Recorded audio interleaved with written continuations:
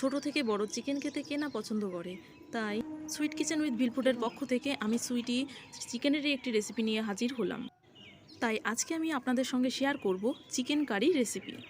তো এটা বানানোর জন্য আমাদের লাগছে 1 কেজি চিকেন, 4টে আলু আমি টুকরো করে নিয়েছি, আদা রসুন পেস্ট, পেঁয়াজ বাটা, এখানে লাগছে টমেটো, কাঁচা লঙ্কা কুচি এবং কিছু গোটা লঙ্কাও নিয়েছি, আর লাগছে গোটা জিরে, জিরে গুঁড়ো, হলুদ গুঁড়ো, লঙ্কা গুঁড়ো আর লবণ। আর ফোড়নের জন্য লাগছে তেজপাতা, শুকনো লঙ্কা আর দারচিনি, লবঙ্গ, এলাচ আর সর্ষের তেলে রান্নাটা হবে। তেলটা গরম হয়ে গেছে, এবার দিয়ে দেব আলু।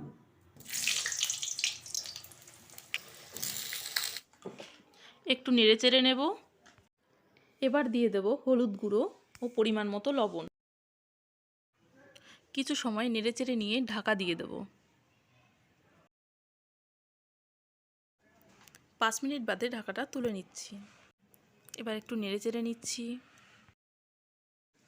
দেখুন খুব ভালো করে ভাজা হয়ে গেছে। এবার তুলে নিচ্ছি। এবার ওই তেলের মধ্যে দিয়ে দিচ্ছি গোটা গরম মশলা। 30 সেকেন্ড মতো ভেজে নেব। এরপর দিয়ে দেব গোটা জিরে। 30 সেকেন্ড মতো ভাজার পর এটা আমি তুলে নেব।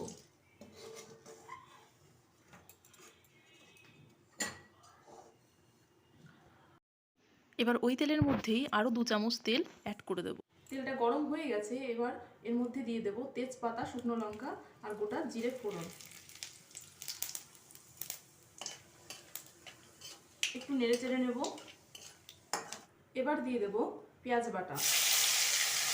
আমি এখানে 4 চামচ পেঁয়াজ বাটা নিয়েছি। ভালো করে নেড়ে নেব। পেঁয়াজ বাদামি করে ভেজে নিয়েছি।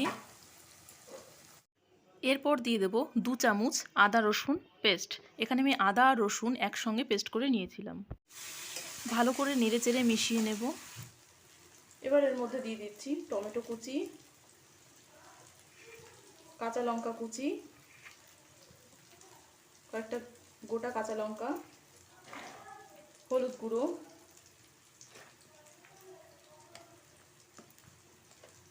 লঙ্কা গুঁড়ো, জিরে গুঁড়ো এবং স্বাদমতো লবণ। এবার মিশিয়ে নিচ্ছি। 5 মিনিট মতো মশলাটা কষিয়ে নিয়েছি। মশলাটা থেকে এখন তেল ছাড়তে শুরু করেছে। এবার দিয়ে দেব চিকেন।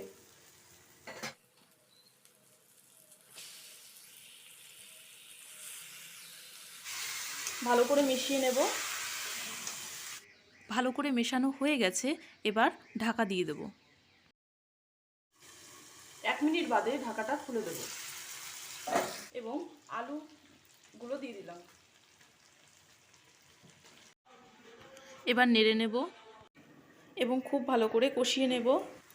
15 মিনিট পর চিকেন থেকে তেল ছাড়তে শুরু করেছে। এবার আমি অ্যাড করে দেব পরিমাণ মতো জল।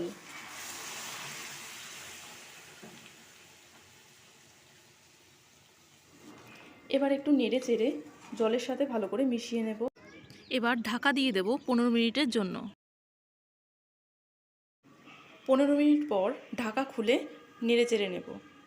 তো এখন আপনারা চেক করে নিতে পারেন যে লবণের পরিমাণটা ঠিক আছে কিনা। তো আমি চেক করে নিয়েছি, এখানে লবণটা একটু কম মনে হচ্ছে, তাই একটু দিয়ে দেব লবণ। আমি 1 চামচের মতো লবণ দিয়েছি। এদিকে আলুগুলো খুব ভালো করে কুক হয়ে গেছে। এবার দিয়ে দিচ্ছি গরম মশলা বাটা। যে ভাজা মশলাটা আমি তুলে রেখেছিলাম সেটাই বেটে নিয়েছি। নেড়ে চেড়ে খুব ভালো করে মিশিয়ে নেব। 1 মিনিট পর গ্যাসটা অফ করে দেব এবং ঢাকা দিয়ে রাখবো আরও 1 মিনিটের জন্য। তো 1 মিনিট হয়ে গেছে, এবার ঢাকা খুলে নেড়ে চেড়ে অন্য একটা পাত্রে তুলে নেব। তো আপনারা এভাবেই খুব সহজে বাড়িতে বানিয়ে নিতে পারেন চিকেন কারি, যেটা ভাত, রুটি, পরোটার সঙ্গে জাস্ট জমে যাবে। ভিডিওটি ভালো লেগে থাকলে অবশ্যই লাইক, কমেন্ট, শেয়ার করবেন এবং নিত্য নতুন রেসিপি পেতে সাবস্ক্রাইব করে পাশে থাকবেন। নমস্কার।